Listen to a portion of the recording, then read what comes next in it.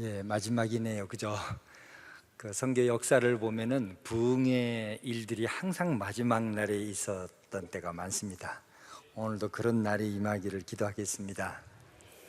수고 많으셨습니다. 아침 저녁으로 이렇게 오셔서 끝까지 이렇게 참석해 주시니 감사를 드립니다. 오늘은 제목 자체가 무슨 대학 논문 같아요. 선교 역동성. 뭔 소리인지 아시겠어요? 그래, 역동성 하면서 사람들이 혼돈할 때 있는데, 역동성 이렇게 한자로 하니까 헷갈리지만 아주 간단합니다. 활발하고 힘차게 움직이는 활동인데, 누가 그렇게 움직였을까? 하나님이라는 겁니다. 성경은 하나님이 이 세상을 회복하고 회복하실 것이라고 기록된 책이 성경이라면, 선교는 지금 당장 하나님이 그것을 회복하고 계시다는 것을 보여주는 것이 선교입니다. 그래서 선교 활동은 머릿속에만 있는 것도 아니요, 우리 막 가슴속에만 있는 것이 아니라 실제 현장에서 활발하고 힘차고 움직이는 그런 힘이 있는 무브먼트라고 그래요. 운동이라고 그래서 역동성이라는 말을 합니다. 그래서 오늘 오후에는 하나님이 얼마나 역사적이고 활동적이고 힘차게 역사했는가를 선교 현장의 삶과 하나님 말씀을 같이 비교해 가면서 마지막 마무리를 하려고 합니다. 그래서 이 집회가 끝나고 나면 우리 모두 가슴속에 그 크신 하나님 앞에 마음을 두고, 그 크신 하나님 앞에 위대한 꿈을 꾸며 그 크신 하나님 앞에 다시 한번 경배드리는 놀라운 시간이 되기를 간절히 바라겠습니다. 선교를 하다 보면은 때로는 하나님이 우리 생각과 경험을, 이 지각을 훨씬 뛰어넘어서 경험을 시킬 때가 있습니다. 그런데 그 경험이 너무나 강렬해 가지고 그 경험을 겪을 때에는 그 의미가 무엇인지 혼돈하면서 생활할 때가 많습니다. 그러나 그 경험을 어느 세월이 지나서야, 어떤 때는 빨리 되든 늦게 되든 한참 뒤에야 내가 왜 그런 경험을 했는가라는 깨달을 때가 참 많아요. 우리 모두가 많잖아요.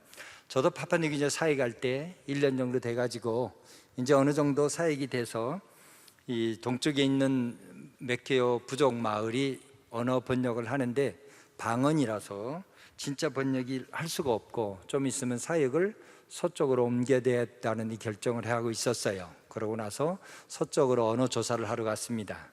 가는 도중에 내가 운전을 하고 내 옆에 언어 조력자가 탔고, 제 뒤에는 제 아내가 탔고, 그 옆에는 제 딸이 탔습니다. 전기 수도가 전혀 없는 그 부족, 파푸아뉴기니아 부족의 성경 번역 선교사들은 한 부족에 한 가족만 들어가기에 말을 하는 사람이 우리 가족 그 전체가 다 탄 겁니다. 그런데 서쪽 메키오로 가고 있는 도중에 4명의 젊은 청년이 길거리에 손을 세워 차를 세웠습니다. 종종 마을에서 가다 보면은 정글에서 일을 하다가 뱀에 물려서 급히 이제 이동할 때가 필요하면은 차를 세우곤 하는데, 그때 저도 무의식 중에 그 젊은이들이 그 생각 없이 조금이라도 젊은이들은 의심하면서 지나갔으면 되는데 그냥 차를 세웠습니다. 세우자마자 젊은 4명이, 한 사람은 내 옆에 와서 손으로 만든 수세총을 목에 대고 내리라고 그랬고, 나머지 3놈은 정글용 칼이 이만합니다. 한 사람씩 제 딸과 제 아내와 어느 정도 위협하면서 내리라고 그랬어요. 선교사가 여러분 잘 알잖아요. 순종을 굉장히 잘하는 사람이잖아요. 내리라면 내려야 되죠. 너무나 감사했어요. 그걸로 안 두들겨 패고. 왜냐하면 제 그 사건이 일어나기 한 달 전에 옆마을에서 캐톨릭 수녀가 가다가 무장강도한테 당하고 죽임을 당했습니다. 저는 이제 어떻게 하나님이 도왔는지는 몰라도 그 순간에 내렸어요. 굉장히 당황했죠. 그래도 갑자기 그런 정신을 드니까, 목에 총 겨누고 있으니까 딱 보니까 나무로 만든 총이에요. 파이프 잘라가지고 고무 엮어가지고 산탄통을 연 것 같아요. 잘 내렸죠. 나머지 이제 내 뒤를 돌아보니까 됐다라고 이제 우리 제 아내는 공포에 질린 거죠. 요만한 정글용 칼을 들고 있으니까. 그래도 감사하게 내 차를 갖고 도망갔습니다. 그 정글 떼학볕이, 그러니까 언어 조사로 갔기 때문에 낮이거든요. 떼학볕이 때리는 곳에 터벅터벅 나가고 어느 저력자가 걸으면서 한참을 갔습니다. 그래서 무전기가 있는 곳에 가서 알리고 본부에도 이제 강도한테 당했다고 알렸습니다. 그러면서 많은 생각을 했습니다. 이런 일들이 왜 일어났을까? 나중에 이제 알게 됩니다. 한 몇 시간 뒤에 제가 무전기가 있는 카톨릭 스테이션에서 앉아 있었는데 함성 소리가 나더니 제 차를 알아본 다른 무장 강도가 그 차를 세워가지고 왜 제순이사 빼앗았어 해서 그 차를 다시 찾아갖고 왔습니다. 이런 코믹한 스토리도 보통 스토리가 아니에요. 하나님이 그러니까 몇 시간 동안 숨을 죽이면서 이렇게 내가 있었던 그 내용들을 생각해 보면 참 우습죠. 어쨌든 그 무장강도한테 감사해야 될지 어찌해야 될지 모르겠어요. 그런데 그 이유를 몰랐는데 한참 그 다음날 제가 화해식을 하고 나서 그때가 됐어야 왜 그 힘든 과정에서 차를 강탈당하고 우리 딸은 그것 때문에 밤에 잠을 못 잤습니다. 그 현지인 후유증이 그때만 있는 게 아니라 한 2년간을 계속 꿈속에서 그 흑인애가 칼 들고 들어온 그 목숨을 노리는 장면으로 정말 힘들었어요. 그런데 저는 오히려 그거보다도 그 일이 있고 나서 얼마 안 돼서 그 자동차를 강탈한 사람이 우리 마을에서 20km 떨어진 마을에 사는 같은 메키오 사람 보이사페라는 걸 알았어요. 이름이 보이사페인데 이름도 별로 안 좋죠, 그죠? 보이사페예요. 그 당시 중부지방에서 그 현상금 제1호였던 아주 악한 이였어요. 그 자를 경찰이 보는 순간 체포할 필요도 없이 길거리에서 사살하라고 명령을 내렸던 지명수배 남바 1호가 그놈하고 새 놈이, 이때는 놈자 써도 괜찮죠? 그 네 놈이 내 차를 빼앗아간 거예요. 내가 마을 사람이란 걸 알고 그 다음날 쫓아가서 말도 안 되는 1년쯤 지나니까 제가 말을 꽤 잘했거든요. 막 속사포처럼 말했어요. 그들이 들으면 한심하게 짝이 없는 말을 내 입에서 막 나왔어요. 쉽게 말하면 이런 겁니다. 네 도와주러 왔는데 왜 내 차를 건드렸어? 말도 안 되는 소리죠. 그래요. 다음부터 건드리면 안 돼 이래가면서 했어요. 막 한 15분 20분 좀 떠드는 것 같아요. 그러니까 이제 저도 메케오 문화를 배웠는데 그 불평이 있으면 막 떠들면 돼요. 이제 그래서 사람들 앞에서 듣든 말든 떠들어서 그 화해식을 했습니다. 그러고 나서 얼마 지나서 제가 어느 조사 다닐 때마다 그 친구를 불러내서 그 내 왼쪽 조수석에 태우고 다녔다는 거 아세요? 아무도 안 건드려요. 그보다 그 악랄한 무장강도 옆에 보이사빼는 타는 순간 모든 사람이 길을 다 비켜줬습니다. 여러분, 하나님이 어떤 때는 우리를 일하시는 방법이 우리의 상상을 초월할 때가 있고 우리 생각을 뛰어넘어서 할 때가 많습니다. 저희 같은 경우는 운이 좋아서 우리 한 달 전에는 아까운 수녀가 당하고 강간당하고 죽였어요. 죽음을 당했어요. 근데 우리 같은 사람은 어떻게든지 왜 살렸는지 나중에 그 살린 이유를 알게 돼요. 그런 일을 통하여서 하나님이 하시고자 하는 일이 있다는 것을 성경 현장에 보면은 지금도 구석구석에 일어난다는 말입니다. 오늘 사도행전 12장이 바로 그 하나님이 살아가시고 활발하게 일하시는 하나님의 역동성을 나타내는 가장 대표적인 예 중에 사도행전에서 또 하나입니다. 이 사도행전 12장을 이해하려는데 조금 지식이 필요합니다. 왜냐하면 사도행전에 보면 수많은 이적들이 나오는데 누가가 이 누가복음과 사도행전을 기록하면서 그 이적들을 선별해서 이렇게 기록을 했습니다. 그 선별해서 아무데나 집어넣는 게 아니라 결정적인 순간에 그 이적들을 집어여서 하나님이 얼마나 역사하시는가를 독자들, 특별히 초대교회 성도들한테 알려주는 내용이 군데군데 흔적이 있어요. 오늘 그래서 제가 그것을 여러분한테 나눠주면서 선교 현장에서 왜 지금 이 시점에 사도행전 12장은 놀라운 장이거든요. 왜? 그 다음 장부터 이방 세계를 향하여 바울과 바나바가 천지가 개벽할 창세 이래로 하나님이 계획한 선교 활동을 가기 시점에 이 기적이 기록된 겁니다. 11장이 이미 안디옥 교회를 통해서 놀랍게 사도행전이 일을 했는데 그걸 이제 이 사도행전 12장을 통하여 한 번 더 드러내고 싶었던 것이거든요. 사도행전을 보면은 이런 일들이 나와요. 종종 패턴이. 사도행전 2장에도 이런 패턴이 나옵니다. 어떤 패턴이 나오면은 오순절로 인하여 성령으로 강림하여 3,000명이 회심했어요. 그리고 물건을 서로 나눠 쓰고 놀라운 일을 하다가 갑자기 사도행전 3장에 안진뱅이 나면서부터 걷지 못한 사람 기적을 말을 해요. 그러면서 그걸로 인하여 다시 또 다른 막 일이 일어나서 다시 이제 일을 돌아가 가지고 다시 사람들이 물건을 나눠 썼다라고 다시 돌아가요. 이 사건을 기록하는 사람이 손에 보면은 왔다 갔다 하는 것처럼 보여요. 그런데 사실 그렇지 않고 하나님이 어떻게 역사하시는가를 누가가 기록하면서 누가는 전율이 느낄 정도로 이 사건을 기록했다는 말입니다. 한 가지만 더 볼까요? 사도행전 8장에도 이런 일이 있어요. 사도행전 1장 8장 1절 3절에 사울이 교회를 막 박해하라고 그랬어요. 그리고 다르고 살기 등등하게 가는데 갑자기 빌립 이야기가 나와가지고 막 전도하고 다녀요. 그 다음에 또 그게 끝나고 나면은 사울 이야기로 돌아와가지고 사울이 다시 박해하는 장면이 나와요. 군데군데 이런 사건들이 계속 있었다는 말입니다. 그러면은 우리가 누가복음을 기록할 때 이런 말을 했어요. 누가복음 1장 3절에 데오빌로 각하에 보내면서 이 모든 일을 근원부터 자세히 미루어 살펴서 차례대로 기록했다라는 말이 있어요. PPT 좀 돌려주세요. 한 번 더 돌려주고요. 네. 누가가 이런 걸 기록할 때는 차례대로 기록했다. 어떻게? 모든 일을 처음부터 자세히 미루어 살폈다고 그랬어요.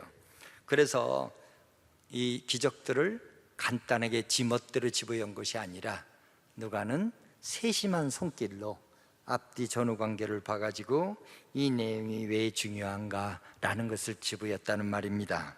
오늘은 그런 내용이 이 12장을 통해서 살아계신 하나님의 장면을 하나씩 보도록 하겠습니다. 먼저 말이 들어가기 전에 다음 장면 넘겨주세요. 선교가 무엇일까? PPT 한번 넘겨주세요. 선교를 보면은 이런 그림이 그려집니다. 여러분 자세히 보이시죠? 그림이 하나님이 있고 또 교회 공동체가 있습니다. 또 하나 세상이라는 공동체가 있어요. 사실 선교는 이 세 가지 관계 속에서 나오는 것이 선교입니다. 그런데 세상 역사를 보면은 이 세 개가 한꺼번에 가야 되는데 따로 놀 때가 많아요. 하나님 따로 놀 때가 많고, 어떤 사람은 은혜 많이 받았다고 자기 혼자 하나님하고 1대1로만 대화하는 사람이 있어요. 또 어떤 사람은 교회로만 가서 교회만 죽자고 살면은 모든 일이 바뀌어진다고 따로따로 생각하는 사람도 있어요.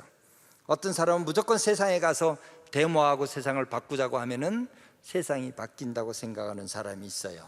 그러나 우리 그리스도인들은 사실은 이 세계가 하나님이 창조하신 창조물이고 이 모두가 다 균형 있게 이루어질 때, 그래서 선교는 이 세 가지 요소 관계 속에서 이루어진다는 것을 잊어먹지 말아야 돼요. 무슨 말인지 아시겠죠? 하나님도 알아야 되고 세상도 알아야 되고 교회 공동체라는 공동체 속에서 협력과 동력이라는 그 가치관도 같이 알아야 된다는 말입니다. 그런데 재미있는 것은 선교를 하다 보면은 교회와 세상은 어느 정도 그 정도 괜찮아요. 근데 가장 격렬하게 싸우는 것이 세상 사람들이 자기 이권과 이익을 위해서 움직일 때입니다. 그래서 세상은 평소 때는 하나님을 무시하고 교회를 경시하다가도 자신의 권력과 힘을 유지하는데 교회가 도움이 되겠다 싶으면은 교회와 친구처럼 지냅니다. 그러다가 어느 순간 갑자기 교회가 방해가 되고 정치 권력에 손해가 된다고 하면은 또 언제 그랬냐는 듯이 가차없이 통제하고 제거하려는 것이 기독교 2000년 역사 가운데서 계속해서 반복해 왔습니다. 오늘 사도행전 12장도 그걸 드러내는 것 중에 하나입니다. 사도 야고보가 뭔가 이빠른 소리 했나 봅니다. 그래서 헤롯, 여기에 헤롯이라는 것은 헤롯 아그리빠입니다. 헤롯 대왕의 해약도를 생각하면 안 돼요. 헤롯 그 후손이기 때문에 헤롯 아그리빠가 사도 요한을 사도 야고보를 칼로 잡아 죽였습니다. 여러분, 사도 야고보가 누구냐 하면은 그 요한의 형이고서 요한의 형, 그 요한이 누구냐? 요한복음, 요한계시록, 요한 1, 2, 3, 4를 지은 그 사람이 형이 사도 야고보입니다. 같은 형제가 아니거든요. 야고보를 완전히 죽였습니다. 야고보는 옛날부터 성서학자에 의하면 이빠른 소리 많이 했대요. 정치 지도자한테 틀리면 틀렸다고 그러고, 그러니까 유대인들한테도 미움받고 정치 지도자한테도 미움받았어요. 그래서 헤롯이 그걸 잡아다 그냥 죽여버렸습니다. 이 죽이니까 가만 보니까 유대인들도 좋아하거든요. 헤롯이 어부지를 얻은 겁니다. 그러니까 정치가들은 그런 거에 대해서 아주 예민하잖아요. 그래서 유대인도 좋아하는 것을 보자 헤롯은 이번에는 사도 베드로까지 잡아서 죽이려고 감옥에 쳐넣었습니다. 여러분, 이 세상과 교회의 관계를 보면은 우린 어느 조금만 정신만 차리면 눈이 보입니다.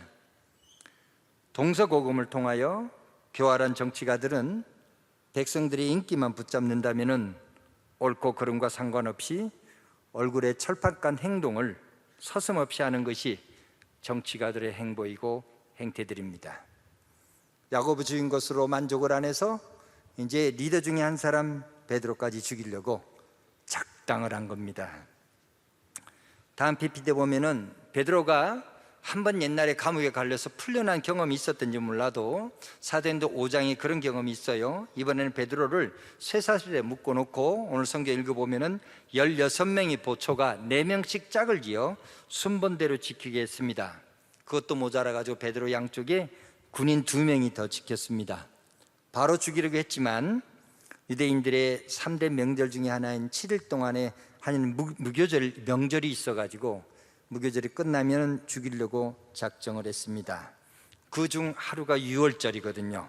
그 유월절이 끝나면 죽이려고 했던 건 바로 그날 밤에 베드로가 상상할 수 없는 기적으로 풀려났습니다. 이것이 사도행전 12장의 배경 이야기입니다. 아마 왜 야고보는 죽이고 왜 베드로는 살렸는가? 아까 초창기에 말했죠. 베드로를 통해서 뭔가 할 일이 있기 때문에 살렸고, 야고보는 하나님 볼 때 일이 다 끝당해 죽였다는 것, 그 이외에는 우리가 더 깊게 알 도리는 별로 없습니다. 어쨌든 한 사람은 일찍 가야 됐고 한 사람은 살아남았습니다. 이런 기적적인 구출 현장이 성경에만 있는 것이 아닙니다. 여러분 지금도 성경 현장에서 베드로 같은 이야기, 똑같은 이야기는 아닙니다. 천사를 통해서 베드로를 구하지만 그와 비슷한 이야기는 얼마든지 있습니다. 아를락에서 훈련받은 단 따망이라는 사람이 있습니다. 다음 장면 한번 보실래요? 단이라는 이 형제가 아를락에서 공부를 했는데 한동대학교에서 이 요즘 사진이 가운데 보이는 키 작은 사람이 그 단입니다. 나중에 11월 초에 이제 여기 행사할 때 수영님께 오게 되는데, 그 친구가 공부를 하고 가서 구석구석에 네팔에 들어와서 사역을 합니다. 근데 그 친구를 도운 사람이 단 이복 형제가 있었어요. 그 이복 형제는 굉장한 은사가 많습니다. 병 고친 자를 낫고 귀신 들린 자를 쫓는 이런 은사까지 갖고 있는 형제예요. 이 두 사람이, 특별히 단 이복 형제는 놀라운 일을 했거든요. 그런데 서쪽 그 네팔 지역 가서 사역을 하다가 지금도 구석구석에 있습니다. 공산 게릴라한테 이복 형이 잡히게 됩니다. 갑자기 잡혀서 결국은 그 지역에서 복음을 전하면 다 잡으면 죽이게 돼 있어요. 그래서 이복 형도 형장의 이슬로 사라지는 그 순간 총살을 시키려고 다 총대 앞에 있었는데 갑자기 공산 게릴라 장군이 그 이복 형을 살려주라고 했어요. 이유는 모릅니다. 지금까지도 이유를 모릅니다. 왜 살려주라 했는지. 어쨌든 살아나와가지고 마치 옛날에 여러분 잘 알다시피 토스토예프스키가 총살형을 받고 총살 직전에 풀려나가가지고 시베리아 유형을 가서 백치나 까마로프조프 형제, 그런 좋은 작품을 만들었듯이 이 네팔에 있는 이 형제도 형장의 이슬에서 사라질 뻔했는데 풀려나가지고 네팔 그 단과 같이 엄청난 일을 하게 됩니다. 그동안 4, 5년 동안 이 사역한 것이 무려 1000명의 네팔 사람들을 회심시키고, 거기 그림들이 나오죠. 여기에 다 세워진 교회의 교두보입니다. 이것을 누구 하나 도움을 받지 않고 현지인들 스스로가 교회를 세웠고 개척한 것입니다. 아릴락인 저희가 가서 어떤 훈련을 시키냐? 여들의 목회자가 나오면은 먼저 단이 다 목회자를 훈련시켜요. 그럼 저희는 그 상위 레벨의 그 목사들 중에서 선택된 사람, 특별히 영어까지 알아들 수 있는 그런 사람만 지도자를 우리가 또 시켜서 돌아오곤 합니다. 이런 엄청난 일을 스스로도 하고 있습니다. 여러분, 선교가 뭐라고 했냐고요? 성경하고 선교가 뭐 차이 난다고요? 성경은 하나님 어떻게 했다고요? 회복할 것이고 회복했던 것을 기록한 책이고, 선교는 뭐라고요? 지금 하나님이 회복해가는 이야기가 선교적 삶의 이야기라는 말입니다. 여러분, 이런 선교의 마음을 가슴속에 두지 않으면은 우리 현대 그리스도인들은 참 빈약하게 삽니다. 왜 빈약하게 사는 줄 아세요? 어디 가서 왜 전도를 못하는 줄 아세요? 우리에 대한 삶의 이야기가 없기 때문에 그렇습니다. 우리 각자에게 물어보세요. 여러분 어디 가서 떳떳하게 나는 예수를 믿었는데 내가 그리스도를 통한 삶의 이야기가 우리 속에 얼마나 갖고 있는가? 사실은 우리 그리스도인들은 성경을 파는 사람들이고 성경에 있는 이야기를 나누는 자들이고, 그 이야기가 과거 이야기가 아니라 나를 통해서 현재도 이루어졌다는 그 이야기를 갖고 다니는 자가 크리스찬들입니다. 선교가 왜 두렵냐고? 선교는 자연스러운 겁니다. 내가 삶의 이야기를 갖고 다니는 자를 우리는 증인이라고 그러고, 증인은 자기가 보고 듣고 경험했던 것을 자연스럽게 나오는 자가 증인이라는 말입니다. 선교를 이야기할 때 이런 기본적인 이야기를 벗어나서는 선교를 이야기하는 허공에 구름치는 것과 똑같아요. 담과 이 형제들이 만들어갔던 이야기, 지금도 진행형입니다. 엄청난 일을 하고 있으며 제가 늘 멘토링하고 있고, 심심하면 이메일 보내고 카톡으로 대화하고 교류를 하고 있고, 어려운 질문을 있을 때마다 저한테 카톡 보내면 제가 카톡으로 답장을 하는 거예요. 하나님의 놀라운 일을 기대하는 거예요. 이렇게 급변하는 세상 속에서 지금도 교회는 늘 변합니다. 보십시오. 3가지 원 기억나시죠?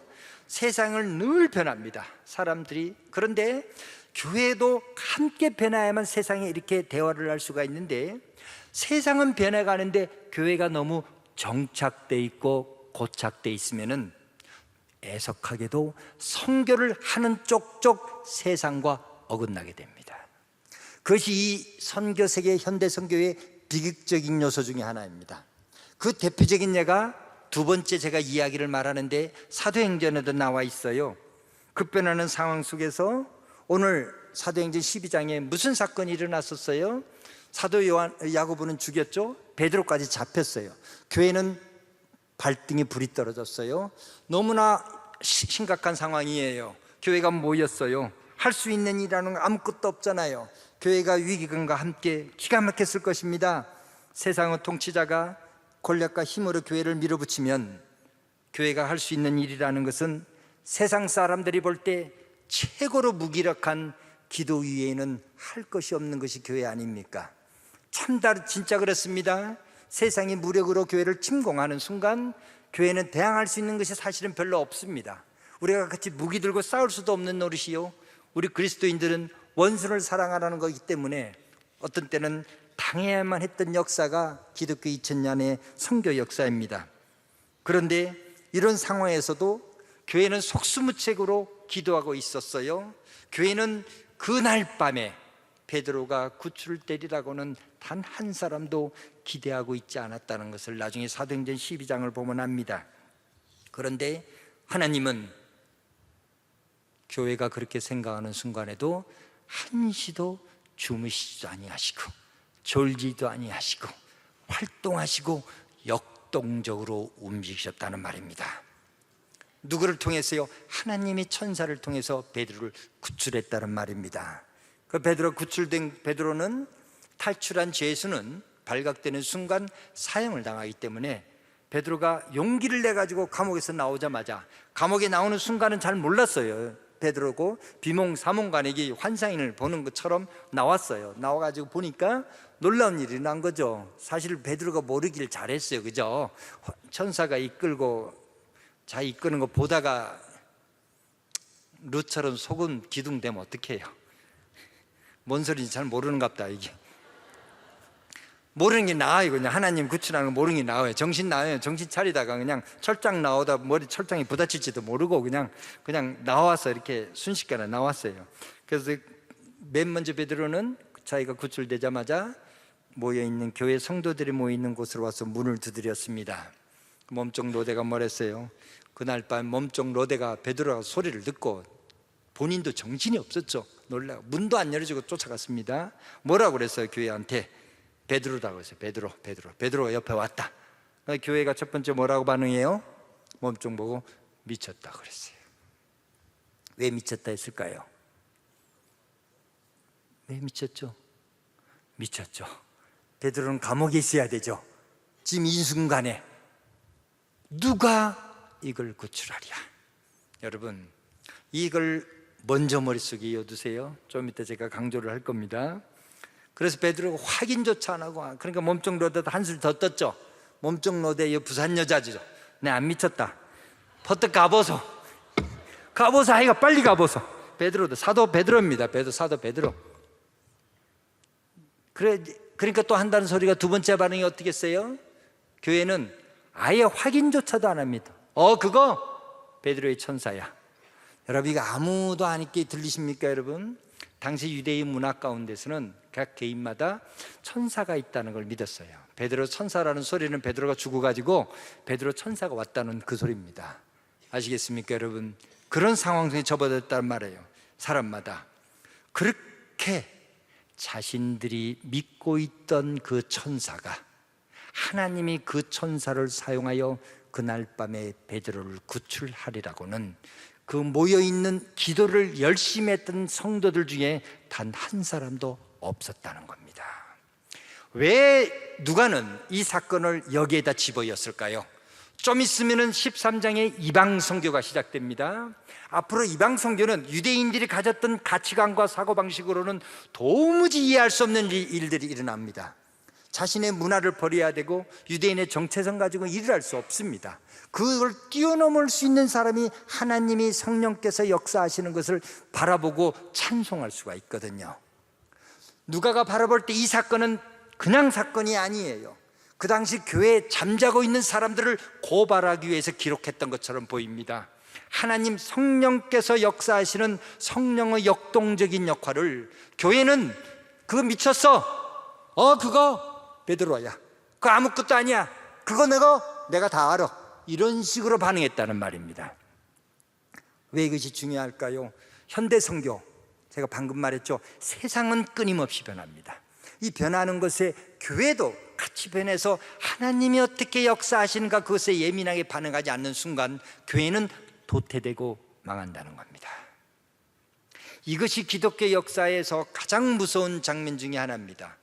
교회는 자기 것을 고집하는 순간, 교회는 하나님이 하는 새로운 일을 맡기만 하는 순간, 교회는 세상에서 일어나는 일에 담을 쌓는 순간, 교회는 수국골통이 되고 교회는 문을 닫게 되고 교회는 아집 가운데 사라지는 것이 교회의 세상 역사의 기록들입니다. 사랑하는 성도 여러분, 선교는 하나님의 역동적인 것에 항상 귀 기울여야 됩니다. 교회 나만 신앙생활 잘하고 가만히 있다 이런 생활하면 안 됩니다. 왜 해마다 이런 선교 집회를 해야 되나요? 여러분이 아까도 장로님 기도하셨는데 1530 몇 명이 단기 선교 가는데 그분들의 이야기를 여러분 보내기만 했지 그분들이 가고 있는 살아있는 하나님의 역동적인 이야기를 얼마나 관심 있게 들어봤나요? 얼마나 그들이 살아있는 걸 가지고 하나님을 알아가는 것을 여러분 사용했나요? 제가 번역 현장에 들어갈 때도 이런 일이 일어났습니다. 그 당시 성경 번역을 할 때는 현지 지도자들에게 언어를 가르치기 때문에 전부 다 페이를 하라고 그랬어요. 돈을 주라고 그랬어요. 물론 보안 지역에서도 성경을 번역해야 되기 때문에 들키지 않게 하려고 보안 지역, 옛날 공산권이나 회교권에 성경 번역할 때 현지인을 몰래 데리고 와서 봉사를 하면은 그 수고한 대가로 임금을 주는 그런 대가가 있었습니다. 물론 원칙적으로 보면 잘못된 방법은 아닌 거죠. 그럴 수도 있죠. 그러네 모든 사람한테 그렇게 어느 조력들한테 임금을 주라고 명령이 떨어졌습니다. 그래서 제가 파푸아뉴기니 매케이오 부족에 가서 사역을 하려고 보니까 모든 사람들이 그렇지 않거든요. 왜냐하면은 내가 임금을 주기 시작하면은 마을 사람들은 제순이 따라다녀서 저 사람 저 복됐다면은 우리 매케이오 문화에서는 가장 고질적인 것이 시기심이 고질적인데, 그럼 조금이라도 나 따라다 잘 되면은 또 어느 누가 음식에 독다가 죽일지도 모르고 어떤 놈이 또 없앨지도 모르고 배 앞에서 공동체가 깨지는 것을 내가 봤거든요. 저는 안 주기로 작정했습니다. 안 주고 어떻게 했느냐, 돌아가면서 일주일에 한 번만 오너라. 안 오니까 내가 마을에 들어가서 그 방향을 바꾸었다는 말입니다. 그 다음 장면을 보여주실래요? 이 언어 조력자들 같이 놀았죠. 이렇게 멋있죠? 굉장히 더워요. 제가 살이 제일 많죠. 현지인들이 나보다 잘 먹어요. 바나나 먹고 돼지고기 먹어서 이렇게 놀민다. 이 친구들, 이 사람 삼총사가 나중에 매케이오 신약 성경을 완역하는 그 주인공들입니다. 이들이 하나는 내 옆에 있는 형제는 지금 성경 번역 자문인으로 돼서 나보다 더 큰 일 하고 있어요. 아시아 지역 다니면서 다니고 있고, 두 번째는 지금 2주 전에도 제가 카톡으로 해가지고 하고 있는데 지금 매케이오 성경 번역한 지가 20년이 지나서 다시 개정 작업에 들어가고 있어요, 스스로. 마지막 세 번째는 신학대학은 지금 신학대학을 도시에서 다니고 있고 목회자 되고 있어요. 그 이외에 10명의 또 그룹들이 있습니다. 이 친구들이 번역 끝날 때까지 단 한 푼의 페이도 안 받고 자기 스스로 자원해서 일을 했다는 말입니다. 무슨 말입니까? 우리가 모든 현지인들을 대할 때도 그 당시 사고방식이 이거였어요. 이들 교육 수준이 초등학교 졸업, 가운데 있는 사람이 중학교 졸업, 세 번째 있는 사람은 고등학교 1학년 졸업. 교육 수준이 굉장히 높죠. 그런 교육 수준 때문에 당시 위클리프 성경 번역 선교사들은 현지인들한테 고등교육을 안 시키려고 그랬어요. 여러분, 그래서 그들을 고등교육 안 시키면 어떻게 되죠? 그냥 성경 번역사를 돕는 조력자 역할만 했어요. 그런데 저는 마을에 들어가자마자 무슨 소리를 하고 있느냐, 이들한테 교육을 상당히 높게 교육시켰습니다. 제 아내가 옆에서 매일매일 성경 공부하는 걸 보면은 나보고 그래요. 당신은 현지인들 앉혀놓고 무슨 신대원 학생들한테 강의하는 것처럼 그렇게 강의한다고. 이 형제 어떻게 바뀐지 아세요? 다음 장면 한번 보내줄래요? 뭐 하고 있는 장면이죠? 이 세 사람이 헬라어를 공부했습니다. 나머지 빅토 보죠? 히브리어를 가르쳤어요. 그 빅토는 고등학교 1학년밖에 중퇴 안 했는데 탁월하게 공부를 해가지고 국제본부에서 얘를 이스라엘까지 유학시켜서 6개월 동안 히브리어를 또 공부해 갖고 왔습니다. 아시겠습니까 여러분? 학력이 무슨 소용이 있어요? 한번 얘네들이 학력이 낮은 이유가 머리가 나빠서 낮은 이유가 아니라 여건이 안 돼서 학교를 못 간 거 아니에요. 한국도 그런 사람 얼마든지 많이 있겠죠. 학력 차라는 것이. 또 더군다나 하나님의 일을 배우고 하나님 안다는 것이, 이 하나님 지식이라는 것이 학력하고 차이가 아니다는 걸 또 알게 됐어요. 어떻게 가르치고 어떻게 쉽게 가르치면은 어려운 말 안 쓰면 얼마든지 신학자만큼이라도 하나님을 알아간다는 것을 제가 안 겁니다. 여러분 안 믿나요 여러분?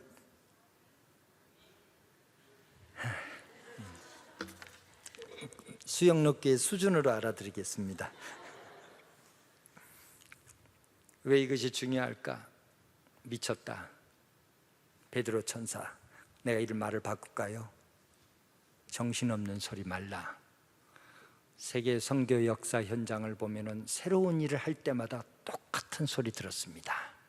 윌리엄 캐리가 이방인들한테 선교를 할 때 여번에 젊은이 당신 미쳤구먼 앉아 이랬습니다.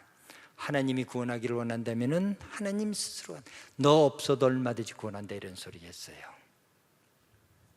또 새로운 일을 하려면 그런 선교 내가 다 알아. 옛날에 해봤더니 안 돼. 이런 소리 수없이 들었던 것이 대한민국과 세계 선교 역사의 현장들이었습니다. 지금은요? 지금은 바뀌었다고요? 아니요, 지금도 바뀌지 않았습니다. 왜 그러냐고요? 바뀌기 굉장히 힘듭니다. 왜냐? 성령은 늘 새로운 일을 새롭게 시작하려고 그래요.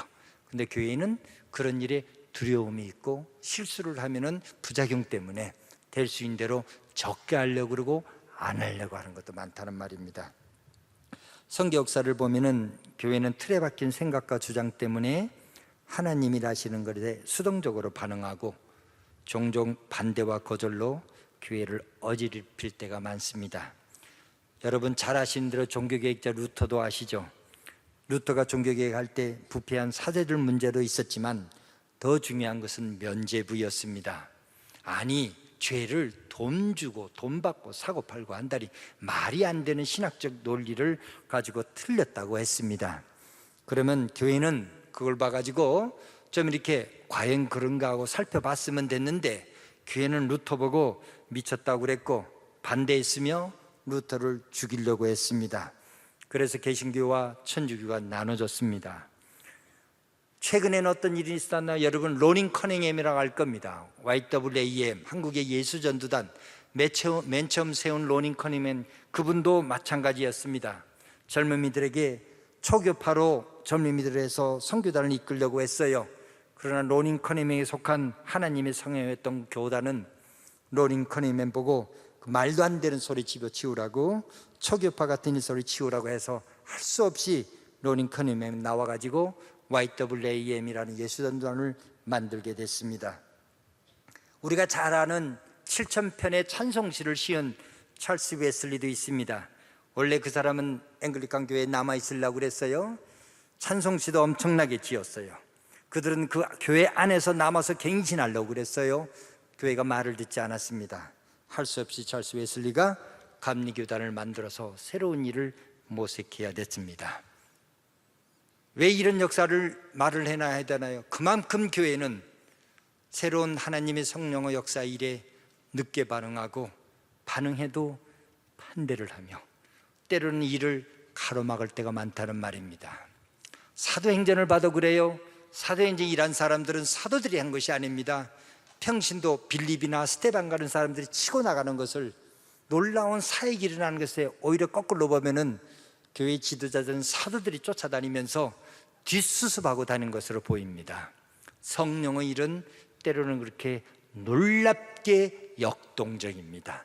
우리 생각을 뛰어넘기도 하고 우리 생각을 뒤집어 쓰기도 합니다. 그래서 우리는, 교회는 이런 생각을 가져야 됩니다. 다음 PPT 장면의 세 번째입니다. 베드로가 이런 고백을 합니다. 천사가 고백하고 난 뒤에 위대한 고백을 하죠. 베드로가 다 나와서 이제야 참으로 내가 감옥에서 나왔다는 고백을 합니다. 여러분, 이 베드로 이런 고백은 우리한테는 굉장히 놀라운 말입니다. 왜 놀라운 말이냐?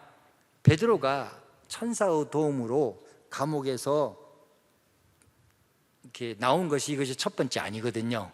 아까도 말했지만 5장에서 이미 베드로는 경험을 했습니다. 9절에 보면은 베드로가 환상을 보는 것처럼 나와서 11절에 이제야 참으로 주께서 그의 천사를 보내요. 지난번에도 보냈거든요. 지난번에도 구출당했어요. 그런데 나를 헤로스 성과 유대 백성의 모든 기대에서 벗어나게 하신 줄 알겠노라. 지난번에도 벗어나게 했거든요. 근데 왜 여기에서 또 이런 고백을 했을까? 그 다음 장면을 보면 압니다. 베드로가 이렇게 구출했을 때 자기가 나와가지고 맨 먼저 교회를 찾아갔습니다. 그래서 여기 17절 다음 장면 보십시오. 17절에 뭐라고 나오냐면, 주께서 자기를 이끌어 옥에서 나오게 하던 일을 말하고 당시 예루살렘 교회의 지도자에 있던 야고보와 형제들에게 전하라 라는 말을 합니다. 왜 베드로가 감옥에 구출돼가지고 나와서 목숨 걸고 모여있는 교회 성도들한테 갔느냐? 이 말을 하고 싶었던 것입니다. 당시 지도자가 누구냐? 예루살렘 교회 최고 지도자에서는 야고보였거든요. 야고보 형제들에게 알리는 것이 목적이었어. 왜? 교회가 알아야 됐다는 말입니다. 뭘 알아요? 하나님이 역사하신 걸 다시 한번 똑똑히 알아야 됐다는 말입니다. 오순절이 지나서 사건이 오늘 내일이 아닙니다. 어느 정도 시간이 지난 사건이고 그 시간 동안 교회가 벌써 내려가고 있다는 말입니다. 여러분, 1907년 평양 대부흥 때 그 부흥이 얼마나 오래 갔는 줄 아세요? 1년도 안 갔습니다. 부흥이 6개월쯤 지나니까, 1월 달에 있던 부흥이 6개월 지나니까 부흥이 사그러들기 시작했어요. 이렇게 갑자기 부흥이 사그러드는 겁니다. 여러분, 우리가 기적적인 경험을 해도, 오늘 기적적인 경험을 해도 며칠 지나면 홀라당 까먹는 게 인간입니다. 오순절도 마찬가지거든요. 교회가 점점점, 그런데 성령은 앞으로 뭘 하신다고요? 새로운 꿈을 꾸고 계세요. 안디옥 교회를 통해서 바나바와 사울을 보내서 이방 선교, 단 한 번도 꿈에도 그리지 않는 이방 선교를 준비하려고 차근차근 성령이 준비하고 있는 상황에 교회는 미처 준비가 안 된 겁니다. 나중에 준비됐다 하면서 사도행전 15장에 보면 또 허튼 소리 하는 게 교회거든요. 그래서 누가가 바라볼 때 이 사건은 어떻게 보면 교회도 각성시키고 새롭게 일하는 일, 하나님의 하시는 활동을 다시 한번 증거하여 잠자고 있는 교회를 깨우고 싶었던 것처럼 보일 때가 많습니다. 사랑하는 성도 여러분, 한번 보십시오. 베드로가 12장 올 때까지 수많은 이적을 했잖아요. 본인도 이적을 경험했고 안진병을 고쳤고요, 나면서부터 걷지 못한 사람 감옥에서 천사 도움으로 풀려났고요, 교회를 속이는 아나니아 삽비라 현장에서 죽는 것을 베드로가 봤고요, 또 스데반 기적도 봤고요, 수없이 하는 걸 봤잖아요. 그런데 베드로가 여기에서 이제야 참으로라는 이 각성은 베드로 단순한 신앙 경험 또 하나 받는 것이 아니라 비로소 하나님이 역사하시는 것이 무엇인가를 베드로가 가슴 뼈저리게 느꼈다는 말입니다. 뭐예요? 교회를 해치는 자가 없구나, 하나님이 한번 작정한 것을 막는 자가 없구나, 세상 통치자들이 교회를 박해하고 우리 사도를 죽이고 하는 그런 짓을 할지라도 주께서 행하신 일을 막을 자는 이 지구상에 아무도 없다는 것을 베드로가 깨달았다는 말입니다. 사랑하는 성도 여러분, 지금은 세상이 얼마나 변하는 줄 아세요? 지금 변천하는 세상은 여러분 생상을 초월할 겁니다. 제가 지난달에 독일을 갔다 왔다고 그랬잖아요. 왜 갔느냐? 독일 디아스포라 사람들 막 흩어져 있습니다. 전 세계 지금 세계화로 말미암아 사람들은 교육의 혁명, 기술의 혁명, 또 하나 여행의 혁명을 일으켜서 수없이 옮겨 다니면서 삽니다. 지금은 고향을 뭐라고, 내 고향이 어디라고 말하는 사람은 거의 없습니다. 저도 제 고향이 여기 부산입니다. 고등학교까지 여기서 나왔는데 교양 없습니다. 왜? 내가 나온 내성 초등학교도 다 없어졌고, 내가 자랐던 저 히아리아 부대 미나리강 거기도 다 없어졌어요. 가서 구경해도 볼 데가 없어요.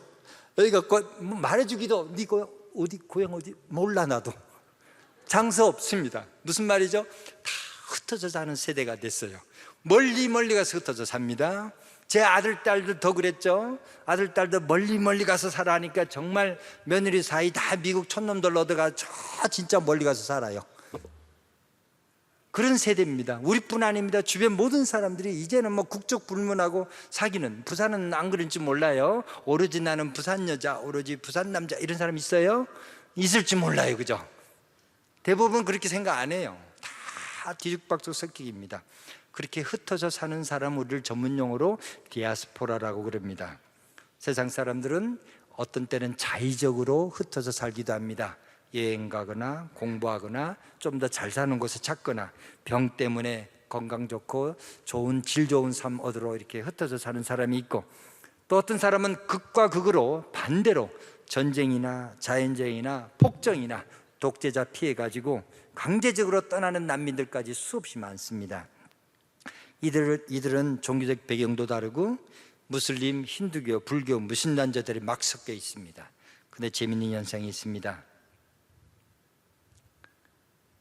이들한테 선교할 때 이들은 자기 나라에 있었더라면 눈 하나 깜짝하고 기독교인들하면 침을 뱉고 기독교인들을 욕할 사람들이 자기 나라를 떠나서 디아스포라로 난민으로 살아가는 순간 그 마음밭은 이미 모든 사람한테 열려 있다는 말입니다. 자기 종교적인 신념을 포기할 것도 각오하고 있어요. 대부분 사람들은 자기한테 사랑을 베푸는 사람한테 몸을 던지기로 작정한 사람도 많다는 말입니다. 누가 이렇게 했다고요? 하나님이 했겠죠. 사회를 누가 바꿔요? 하나님이 바꾼다고 우리가 믿잖아요. 그 믿는 것에 기독교가 반응하는 것은 매우 더딥니다.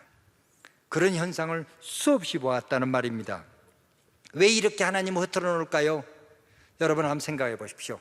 지나간 2, 3년 동안 대한민국 선교하면서 불국권 간다, 힌두교권 간다, 무슬림권 간다 선교사 수없이 보냈습니다. 다들 박수 쳤죠. 그 힘든 곳에 가서 선교한다고.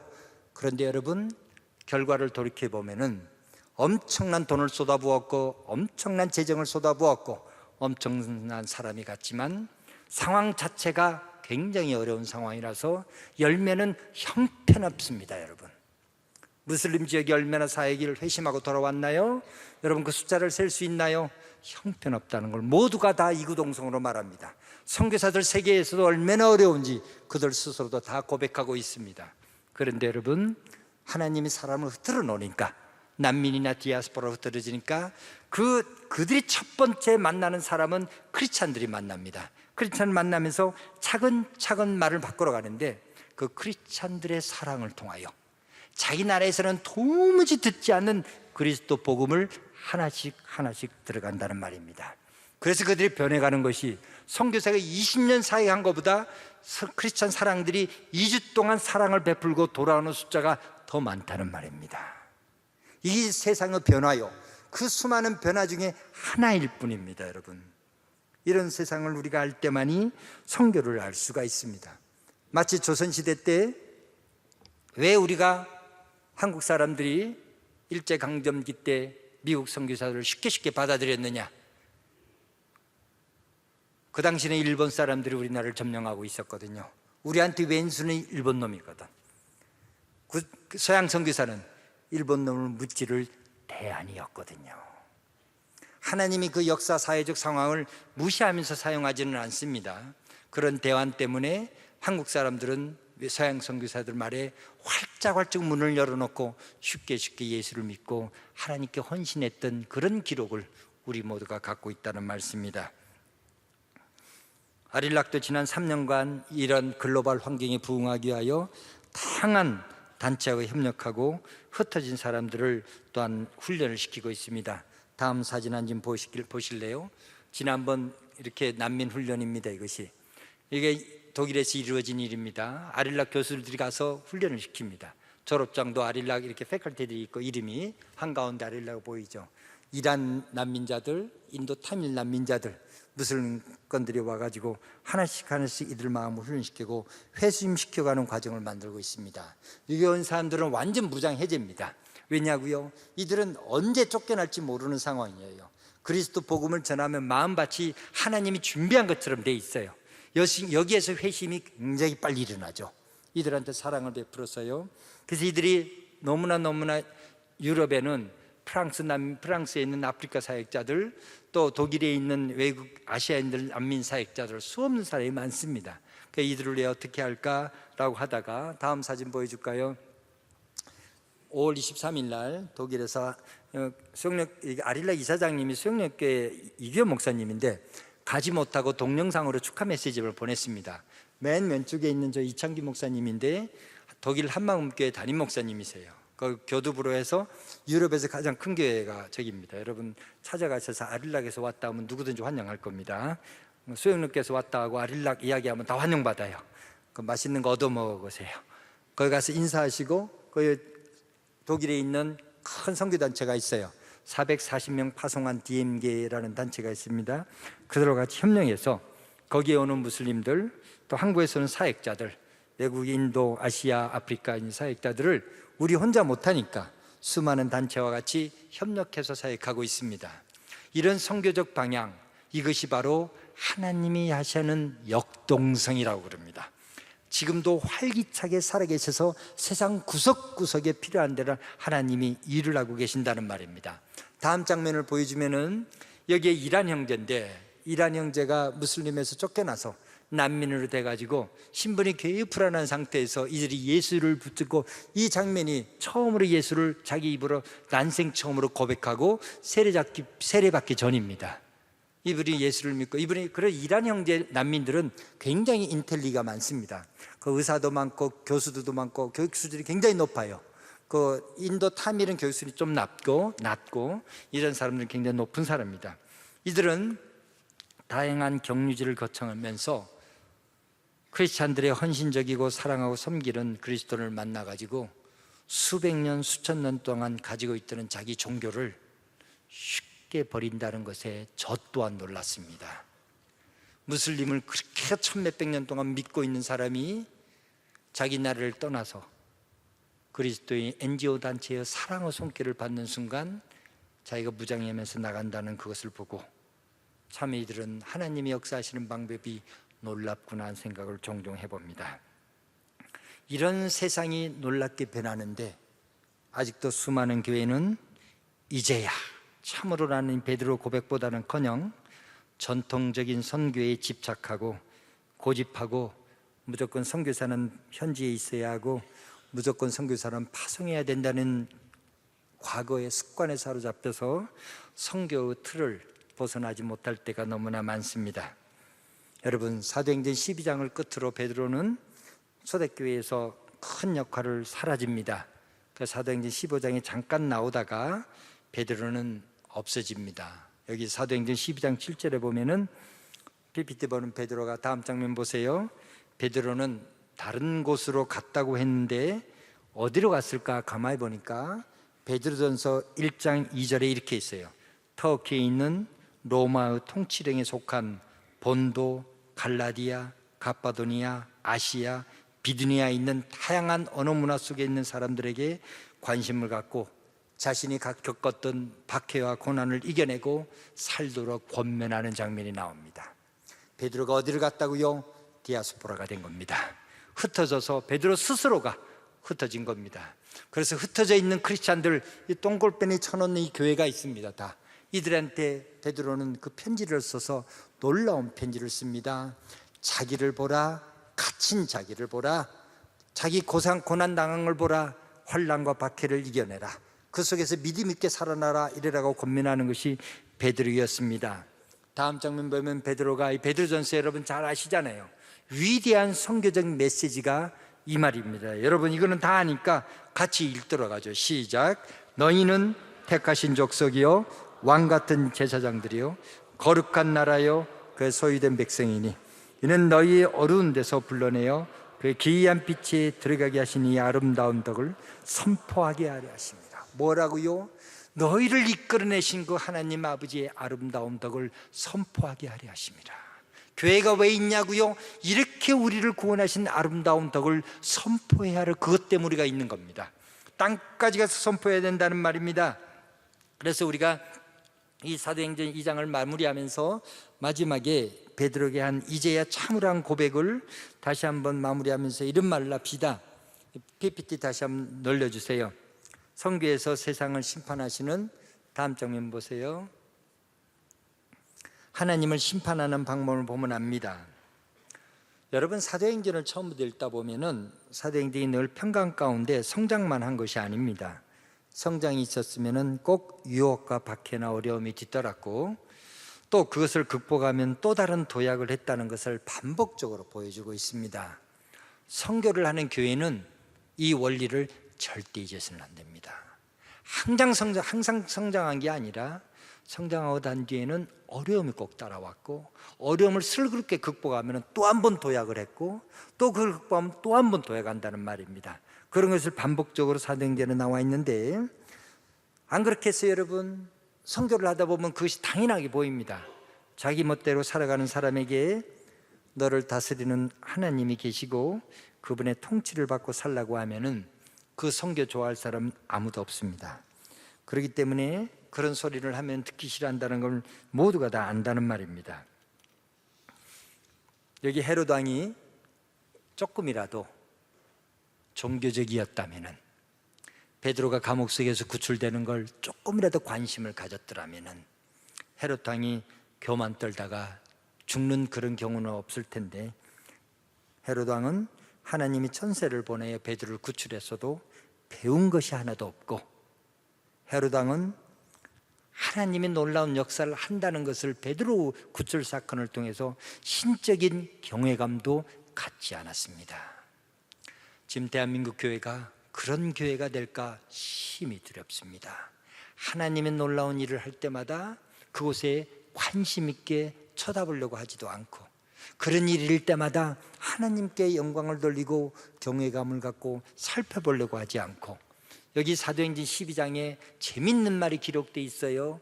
헤롯 왕이 그냥 자기 부하들 다 죽이라 해놓고 헤롯 그 다음 사건을 누가가 뭐라고 기록했냐면은 헤롯 왕과 두로 두로와 시돈 백성들의 관계를 그리고 있습니다.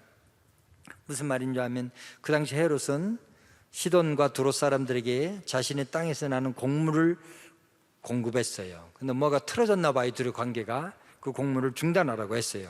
그러자 시돈과 두로 사람들이 사신을 보내가지고 먹고 살기 위하여 헤롯을 초대를 했고 화해를 한 겁니다. 그래서 그 화해를 어디에 했냐면 여러분 가이사랴 성지순례 했죠. 그 가이사랴 그 원형 경기장에서 헤롯이 웅장한 그 경기장에서 화려한 옷을 입고 날을 잡아가지고 일장연설을 한 겁니다. 그것이 오늘 사도행전 12장 뒷부분이에요. 일장연설을 했는데 사람들은 여러분이 시돈과 두로 사람들에 봅시다. 식량을 안 준다고 헤롯이 하니까 얼마나 시돈과 두로 사람이 다 굶어지기 힘들겠어요. 그러니까 온갖 아부라도 해야 될 거 아니에요. 먹고 살려면은.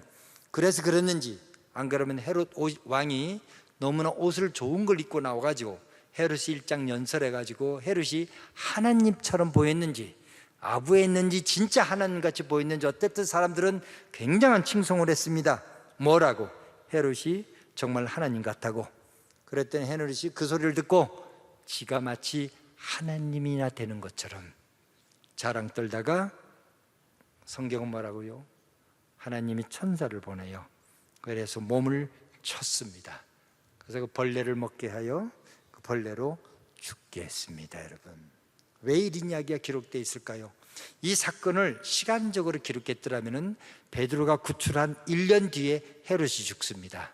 그 1년의 사건이 있었죠. 그날 누가가 바라볼 때 이 사건이 그냥 따로따로 된 사건이 아니라 하나님이 역사 속에서 보면 하나의 사건으로 본 겁니다. 이렇게 뭐요?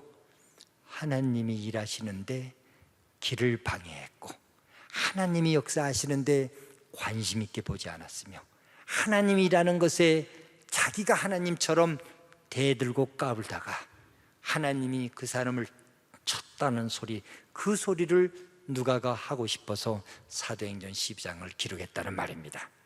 아시겠습니까 여러분?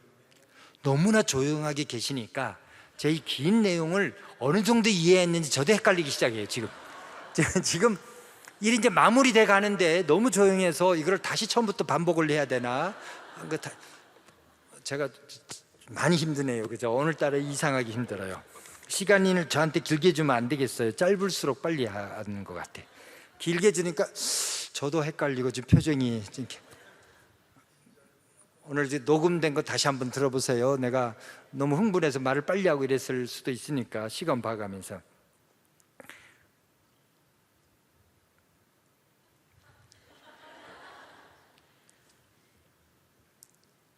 현대 선교하는 우리들이 제가 새벽에도 말했지만 이런 배짱이 없어요. 선교의 주인은 하나님이 통치하신다는 배짱이 없어요. 진짜 선교는 하나님이 하신다는 그런 믿음도 안 갖고 있고요. 말과 행동에서도 실천조차 안 한다는 말입니다. 하나님이 지금도 그런 역사를 쓰고 있다는 것에 내가 그곳의 주인공이 된다는 생각조차도 안 갖는다는 말입니다. 믿습니까 여러분? 그런 것이 현대 선교의 가장 큰 죄악이자 선교를 방해하는 요소라는 말입니다. 여러분 또 한 가지 예를 들게요. 다음 장면 한번 보여줄 거예요. 라자 모함메드가 이제 5월달 실크로드 포럼에서 제가 이 친구 허락을 받고 내가 간증을 이제 소개합니다. 이 라자 모함메드는 굉장한 사람이었어요. 난민으로서 예수를 믿게 되는데 이 라자는 굉장히 똘똘한 형제가 꾸란을 송두리째 다 외우는 사람입니다. 그러니까 꾸란 전체를 다 외울 뿐만 아니라 8년 동안 종교 공부를 해가지고 2008년에는 기독교인을 하나씩 죽이겠다는 지하드 실천 그룹에 들어갑니다. 이 라자가 그런 상황에서 그런데 이 정치적 상황에 휘말려 가지고 난민이 됐어요. 그 난민이 되니까 그 난민의 첫 번째 만나는 서양 선교사 기독교 단체를 만나게 됩니다. 그 라자가. 근데 서양 선교사가 라자한테 어떤 식으로 대했냐면은 무슬림들이 하루에 5번 이상씩 기도해야 되잖아요. 기도 시간이 되니까 우리 같으면 그렇게 말 안 했을 거예요. 이 서양 선교사 기가 막힌 방법을 씁니다. 라자 보고 기도하라고 그랬어요. 신기할 거 아니에요. 라자는 무슬림입니다. 이 NGO 단체는 크리스찬이에요. 라자가 NGO 단체에 일하는 여자가 크리스찬인 줄 안 거죠. 기도하라니까 라자가 이런 말을 해요. 너 나 기도하라면 내가 기도할 때 너 죽이라고 기도할 텐데 그래도 괜찮냐? 그러니까 이 NGO 단체 여자가 배짱이 아주 크죠. 그래도 괜찮다 가라고 한 겁니다. 여러분 그렇게 말할 수 있어요? 하루가 가, 이틀이 가, 일주일이 가, 한 달이 가 똑같이 말을 합니다. 이 사랑 속에 라자가 녹습니다. 나중에 자기가 알고 있는 기독교인들과 다르구나. 그 극진한 사랑 앞에 나는 저들을 죽이려고 왔는데 저 친구는 내가 그를 죽인다고 알면서도, 그걸 죽이려고 기도하러 가는 걸 알면서도 허락해주는 그리스도의 사랑에 이 라자가 감복을 먹었습니다. 지금 이 장면은 그 간증하는 장면이에요. 와서 그 간증에서 그래서 이 라자가 드디어 예수를 믿고 헌신하게 됩니다. 그런데 고향에서 엄마 아버지가, 이 형제가 크리스찬 됐다는 걸 알고, 또 이 아버지는 무슬림의 종교 지도자 중에 한 사람입니다.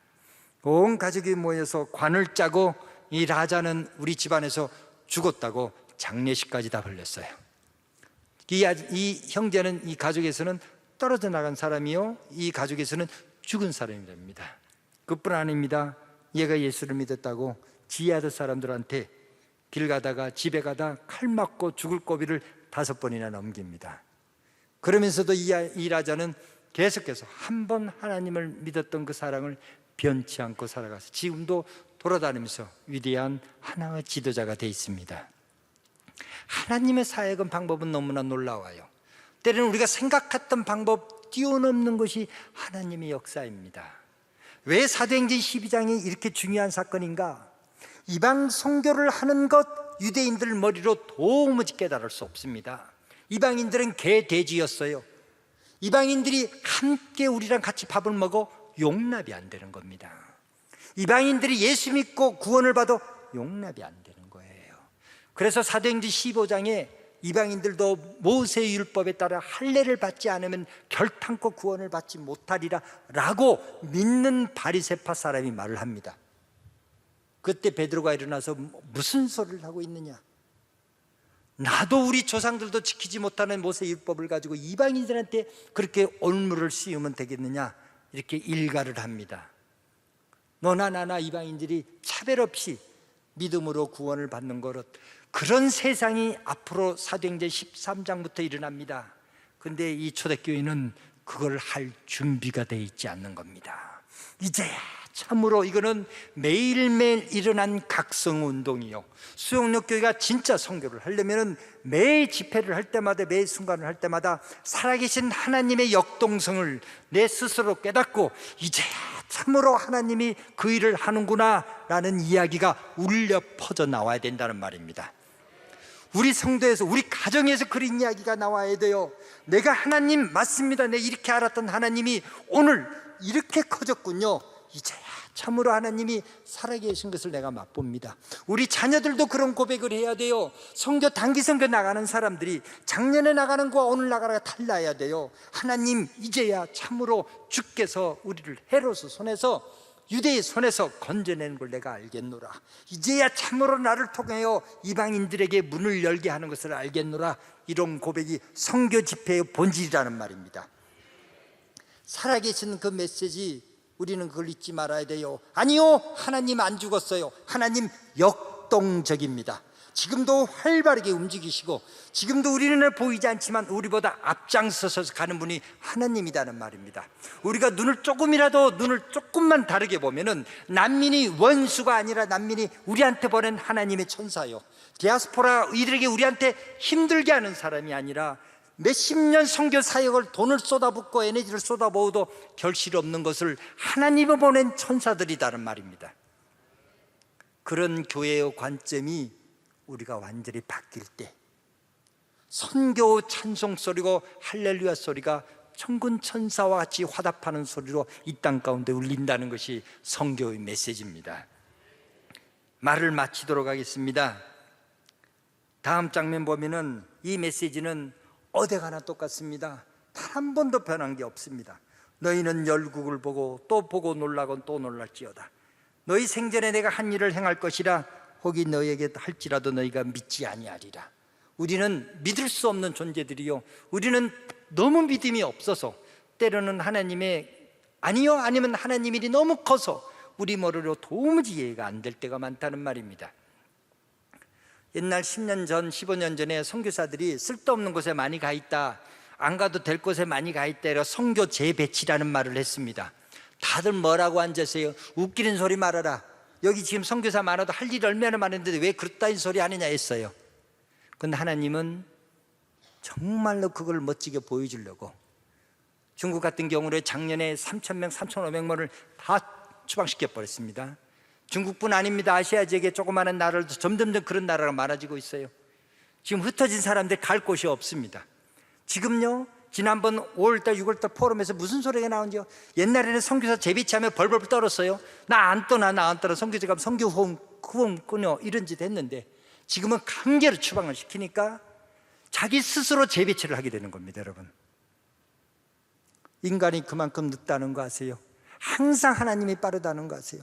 세상 변화되는 세상을 보여줘도 우리가 고정된 가치관과 그거 베드로 천사야, 그거 너 미쳤구나, 이런 식으로 반응하다가는 하나님의 새롭게 하는 사역 절대 쫓아가지 못한다는 말입니다. 말을 마치겠습니다. 나가면서 마지막 멘트를 하겠습니다. 아릴락도 이렇게 급변하는 세상, 마지막으로 변치 않는 명령에 대해서 한번 생각해 봅시다. 아릴락도 지나간 이름이 아시아 언어 문화연구원이었습니다. 영어로. 한글은 바꿀 수 없으니까 사단법인이라서 영어를 바꿨습니다. 이렇게 아시아라는 말을 빼고, 독일도 처음에는 DMZ가 도이칠란드 미션 게만샤프트 이렇게 됐어요. 근데 그거를 말을 바꿨어요. 독일이라는 말을 하고 이제는 글로벌 시대라 하기 때문에 독일, 아시아, 아프리카 이런 구별의 차이가 없다는 겁니다. 그 디아스포라 때문에 흩어진다고 그 이름을 이렇게 바꿨어요. 어떻게 바꿨느냐 하면 에어리아, 지역 연구라고 했고, 어느 지역에 들어가든지 상관없어요. 어느 지역에 와도 상관없어요. 아릴락과 협력하는 게 이제 고대 앞에 가보면은 고대 학생들이, 외국인 학생들이 굉장히 많아요. 그리고 아릴락과 같이 하는 랜드마크 미니스트리가 있어요. 저희들 협력을 열심히 하거든요. 그 외국인 유학생들을 가르치고 지도하고 있어요. 통합적 배움의 공동체로 바꿨다는 말입니다. 이것이 언제든 안 들어올 겁니다. 뭐 통합적 배움의 공동체 말도 어렵죠, 그죠? 몰라도 돼요. 근데 이걸 막 현장 훈련 교육이다 생각하면 돼. 현장 교육이다. 이제 모바일로 막 움직이면서 현장에서 교육을 해요. 그런데 왜 이렇게 했을까? 왜 통합적인 말을 썼을까? 다음 장면 보면은 이 말 때문에 그럽니다. 에베소서 3장 6절이 있습니다. 신약 성경에 비밀이란 말이 두세 군데밖에 안 썼습니다. 하나는 남녀가 결혼하는 것이 비밀이고, 또 하나 비밀이 이겁니다. 이방인들이 함께 상속자가 되고, 함께 지체가 되고, 함께 약속에 참여하는 거라. 이게 무슨 말인 줄 아세요? 지금까지 우리는 어떤 선교한 줄 아세요? 우리가 선교를 주는 자고, 이방인들은 선교를 받는 자였어요. 우리가 선교지 해집고 다니면서 선교지 필요를 우리가 정했고, 너네 이거 필요하니까 이거 받아 라고 강압적이고 주입적으로 했다는 말입니다. 선교지도 우리가 정했고, 선교 사역도 우리가 정했으며, 우리가 우월감을 갖고 너네는 무조건 우리를 따라오라, 그런 식으로 선교를 했다는 말입니다. 그런데 성경이나 그거는 절대 제국주의에 나오는 서양 그런 식민지 선교의 유산을 우리도 하나도 버리지 않고 그대로 받아서 실수를 저질러 왔다는 말입니다. 그런데 성경을 다시 찾아보면은 그런 선교는 없는데 우리가 사람이 스스로 만들었어요. 바울은 처음부터 이런 정신을 가졌거든요. 함께 가는 거예요. 너 필요한 게 뭐냐? 우리가 할 수 있는 거 이거다. 같이 머리 맞대고, 같은 사역자를 이걸 해야 되느냐 안 해야 되느냐 같이 논의해야 되고, 이런 상황을 할 때 그 속에서 성령께서 역사하셔서 함께 만들어가는 공동체가 된다는 말입니다. 지금 선교는 너무나 의존적이 돼가지고 수용력계를 너무 의존하고, 수용력계 파송선교를 너무 의존하고, 저 같은 사람 의존하고 그러면 되겠냐는 말입니다.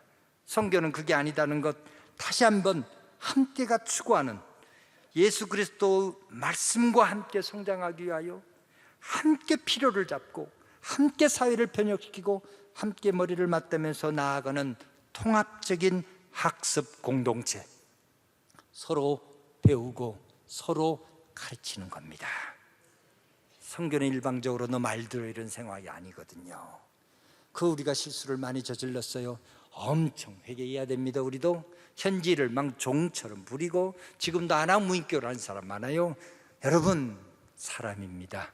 하나님의 형상으로 지음받은 사람들이에요. 현지 이방인들을 나와 같은, 아니요 나보다 더 나은 사람으로 생각하지 않는 순간 우리는 망합니다. 아까 제가 빅토 이야기, 제 언어 졸업 때 빅토 이야기 고등학교 1학년밖에 졸업 안 했어요. 3주 동안에 신약 헬라어 원문을 공부하는데 하루에 8시간씩 책 한 권을 띱니다. 매일 시험을 치는데 고등학교 1학년 졸업한 사람이에요. 평균 97점이 나왔어요. 여러분, 제가 PhD들이 있어도 걔랑 같이 공부 안 한 걸 얼마나 감사한지 몰라요. 제가 걔 못 이기게 되거든요. 현지인이나 깔보면 되겠어요? 우리나라 깔보면 되겠어요? 서구인들이 니네 아시아인들 뭐하나? 우리나라도 천재들이 많고 수재들이 많잖아요. 그 힘들고 어렵다는 거 MIT 올 만점 한국인이잖아요. 하버드 올 만점 졸업생 한국인이잖아요. 한국인이 다 그래요? 안 그렇죠? 대학교 떨어진 애도 많죠. 무슨 말입니까 여러분? 하나하나가 하나님의 형상으로 지음받은 소중한 사람으로 보지 못하면 선교하면 안 됩니다. 너는 나보다 열등하고 너는 나보다 한 단계 밑이다, 이렇게 하면 죽습니다. 제가 금년 11월 초에 우리 수영역교 선교부하고 재밌는 걸 하나 계획하고 있어요. 아릴락 글로벌 교수팀들이 다 옵니다. 유럽, 프랑스 이런 데서 다 오고 또 포항공대도 오고 이래가지고 교수 7, 8분, 그 다음에 아릴락 현지인 중에서 특별히 리더들만 12명에서 13명을 뽑아서 20명 정도가 일주일 동안 여기 수영역교에서 엘레브에서 워크숍을 합니다. 우리가 그들은 이제 그 이야기를 서로 주고받고 이야기를 듣는 거예요. 그들의 필요가 뭐고 우리들 할 수 있는 게 뭐고 우리가 어떤 것을 할 수 있고 나머지는 그들, 이런 것을 이제 모색하는 아릴락 생긴 이래 처음으로 이제 하게 돼 있습니다. 그들이 함께 모여 전략적으로 모색해 가는 겁니다. 정말 아름다운 선교하고 싶으세요? 이 말을 꼭 기억해 보십시오. 정말 아름다운 선교하고 싶으세요? 사도행전 12장을 한번 떠올려 보십시오. 베드로가 깨달았던 것, 교회가 어떻게 반응했는지, 교회의 구닥다리 같은 그런 반응 집어치우고, 여러분 중에 이런 사람이 나왔으면 좋겠습니다. 베드로야 베드로, 얼른 뛰쳐나가가지고 진짜 맞나 확인하는 사람 나오겠죠? 문이 없다고요? 나가셔야 됩니다. 또 정말 확인만 하는 것이나 정말 베드로처럼 그렇구나, 참말이구나, 하나님이 이렇게 놀라운 일을 했구나, 이런 고백들이 넘쳐나시길 바랍니다. 마지막 PPT 떼고 말을 마치도록 하겠습니다. 사랑하는 성도 여러분, 제가 오늘 말주변도 별로 없고 제가 저 같은 사람을 이렇게 대중집회에 부른다는 것도 기적 중에 하나고, 말 제대로 잘 들었어요? 제가 이렇게 성질이 급하면 말이 막 어눌해져요. 막 더 급해서 더 빨리 말하고 싶어서 용서해 주시고, 제가 이제 저는 결론을 확실하게 또 갖고 와요. 이 5개 결론을 딱 보십시오. 제가 이제 이런 말을 했습니다. 선교를 할 때 이 하나님과 교회와 세상과의 관계 속에서 이루어져야 한다. 이거를 제가 말을 붙이면은 관계적 선교라고 그럽니다. 우리가 나만 선교하는 것이 아니라 항상 이런 선교가 이 속에서 이루어지는구나. 두 번째가 있었어요. 급변하는 상황 속에서 교회의 반응을 어떻게 했어요? 미쳤다고 하고 베드로 천사라 이렇게 했어요. 그 말은 뭘까요? 아직까지 교회가 변화에 대해서 대응할 준비가 안 돼 있다는 말입니다. 모르면은 확인이라도 해야 되는데, 모르면은 그 속에서 이것이 뭔가라고 연구라도 했어야 되는데 그걸 하지 않고 무턱대고 튕겼다는 말입니다. 그런 자세로는 선교를 못한다고 제가 두 번째 말했고요. 세 번째는 베드로가 이제야 참으로라는 고백을 했습니다. 베드로가 이제 안 거죠. 하나님이 어떤 분이시라는 걸, 하나님의 길을 방해할 자 아무도 없다는 걸 알았죠. 헤롯 대왕이요 나발이고 뭐고 다 하나님을 방해하는 자 죽는다는 것을 누가가 기록했다는 거죠. 하나님이 이겨낼 자가 없다. 그것이 선교에 대한 올바른 메시지고요. 마지막, 세상을 심판하는 하나님의 방법이 있어요. 하나님을 가로막는 자, 하나님 방식대로 처리한다는 겁니다. 이것을 세계 선교하는 사람 앞에 이런 굳은 믿음을 가질 때 선교한다는 말이고, 마지막, 세상은 변해도 변치 않는 것이 있습니다. 우리는 선교 사역을 하려고, 선교 사업을 하려고 부르심 받은 자가 아니라 이 땅 어디에 가든지 제자를 만들도록 부르심 받았습니다. 땅 끝까지 가서 그것이 목적인 줄 알고, 무조건 땅 끝까지 가면 좋은 선교사라는 줄 알고 천주권에 계신 것 같더니 남는 게 없었습니다. 내 이름으로 아버지와 아들과 성령의 이름으로 세례를 주라 해서 무조건 숫자만 많이 불리면 기독교가 좋은 줄 알고 그런 데 선교를 200년, 1500년 동안 했더니 남는 게 없다는 걸 알았습니다. 가르치는 것도 잘 가르쳐야 되는데 예수님이 가르쳐 분부한 것을 가르친 것이 아니라 목사나 객에 있는 것을 가르쳐 가서 교회를 어지럽게 만든 이단을, 사회를 만들어낸 것이 수없이 많다는 걸 알았습니다. 그래서 선교의 진정한 목적은 땅끝을 가든 누구를 세례를 주든 무엇을 가르치든 예수께서 분부한 모든 것을 행동하고 실천하는 제자들입니다. 그들이 선교의 목표요, 그들이 우리 교회가 만들 목표요, 그들이 우리와 함께 갈 것이라는 것을 명심하시기 바랍니다. 사랑하는 성도 여러분, 수고하셨습니다. 3일 동안 어려운 메시지 듣고 또 즐거운 메시지 듣고 머릿속에 막 얼마나 남는지 모르겠습니다. 내일 하루 더 준다면 시험을 치면 좋겠는데, 제가 하루 종일 남아서 채점을 미기고 상담을 하면 좋겠는데 한동대처럼 못하게 돼서 너무 죄송합니다. 제가 하나님 간구하고 성령께서 그 생각날 때마다 그 메시지 깨닫게 해달라고 간구하겠습니다. 기도하겠습니다. 하나님 아버지, 3일 동안 해마다 이렇게 수영역 교회에서 하나님의 그 뜻을 품고 마음을 가지고 선교 집회를 합니다. 선교부 스태프진들이 열심을 다해 이 모임을 준비했습니다. 성도님들이 3일 동안 들었던 메시지가 하나님 필요할 때마다 생각나게 하여 주시옵소서. 선교사들이 증언했던, 간증했던, 나누었던 이야기가 살아있는 생명의 양식이 되고 이야기가 되게 하여 주시옵소서. 성경이 과거 이야기가 아니고 미래 이야기가 아니라 선교적으로 실제 일어나는 현재 이야기가 될 수 있도록 복 내려 주시고 우리를 사용하여 주시옵소서. 이 교회가 선교를 하기 위해 부르심받는 교회고 선교에 열심 있는 교회들입니다. 여기서 살아서 샘솟는 살아있는 삶의 이야기를 통하여 세상 사람들이 수영역 교회를 보고 살아계신 하나님께 덕과 영광과 칭송을 돌릴 수 있도록 복 내려 주시옵소서. 오늘 3일 동안 붙들어 주시는 감사합니다. 들었던 모든 메시지가 주님이 쓰시고자 할 때 귀히 쓰시기를 간절히 기도하옵고 감사하며 예수님의 이름으로 기도하였습니다.